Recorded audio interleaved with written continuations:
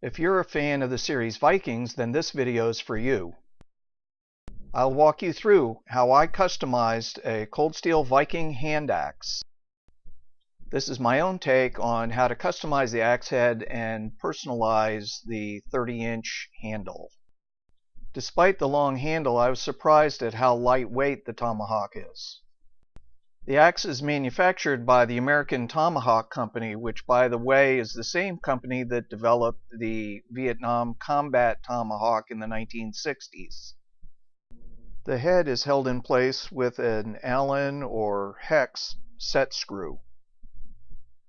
The axe head is made in Taiwan, and it has some kind of enamel coating which will need to be stripped off. The first step is to disassemble the axe by removing the set screw. This proved to be more difficult than I thought because none of my Allen wrenches would fit the screw. Eventually I dug out my bite tool and was able to find one that fit. With the right size wrench, I was able to easily remove the screw, and the head came off with a couple of whacks. The handle was in serviceable condition, and it would just require a little sanding to clean it up and remove the finish. Once the axe was disassembled, I was able to begin removing the coating from the axe head. I began by sanding the axe head with a medium grit sanding block I had laying around, but found that that wasn't removing enough of the coating fast enough. Then I used a 100 grit aluminum oxide sandpaper, which removed more material and allowed me to get down to the bare metal more quickly. After I sanded off all of the coating and got down to the bare metal, then I could move on to the next step, which is aging the metal and giving it a more antique, non-uniform appearance.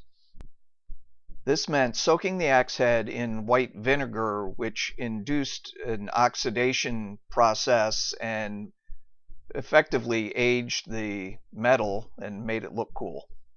There was nothing scientific about my approach. I just left it in there long enough that it would have a noticeable change in appearance. This is how it looked after only about 4 hours of soaking in the vinegar.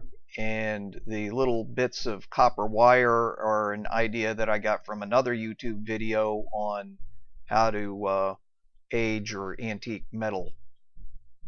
I didn't keep a very close watch on the amount of time I let it soak, but I definitely didn't let it go overnight. I probably soaked it a total of about 6 hours.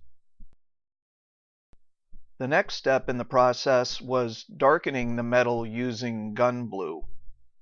I was able to pick up a bottle of gun blue at the sporting goods department in our local Walmart store. You definitely should wear rubber gloves for this part of the process, since the gun blue solution is corrosive. You can see how quickly the gun blue has an effect on the metal, darkening it up right away. Just like the aging process with the vinegar, the bluing process, it's really a matter of personal preference in how dark you want to make it. I put on a couple of coats, but you could certainly go darker.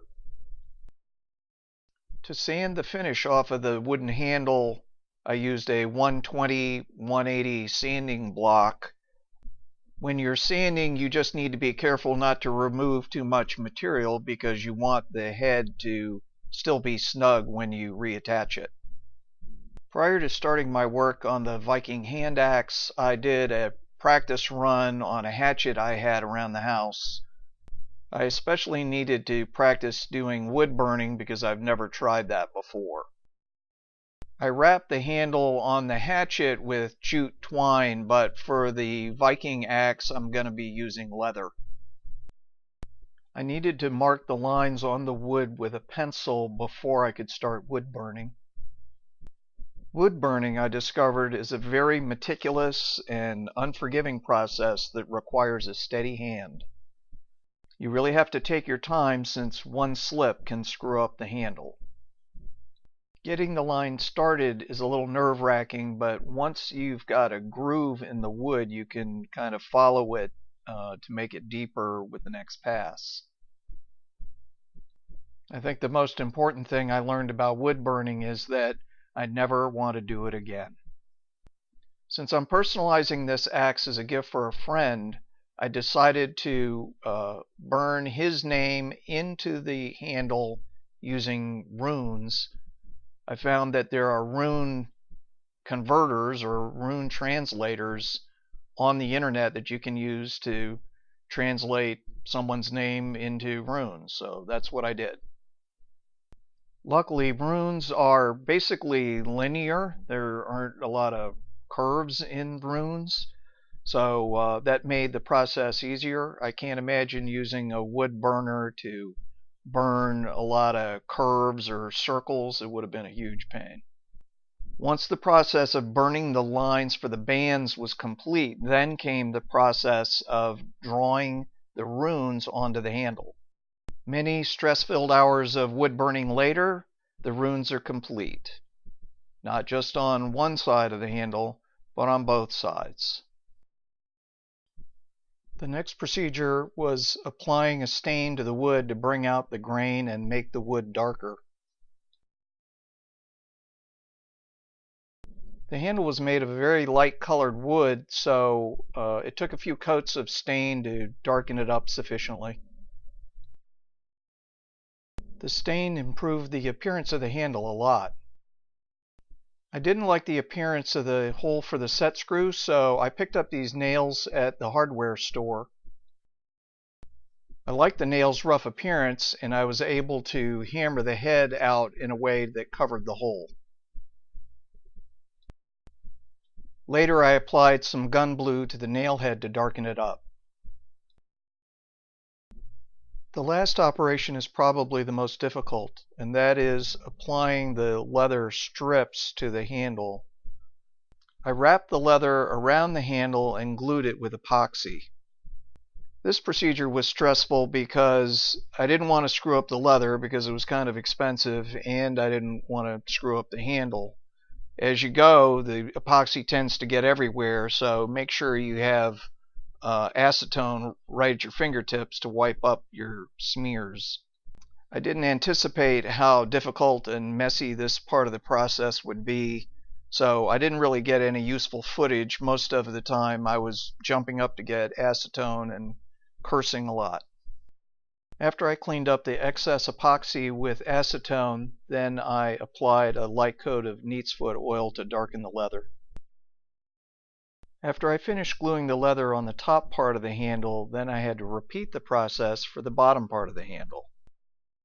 Once I completed that step, the axe was basically complete, and I had managed to do the entire project without getting epoxy all over my camera. The final step was to buff the leather with a 320 grit sanding block and put a coat of linseed oil over the entire handle. Completing this project taught me a lot, especially how hard it is to film a project while you're doing it.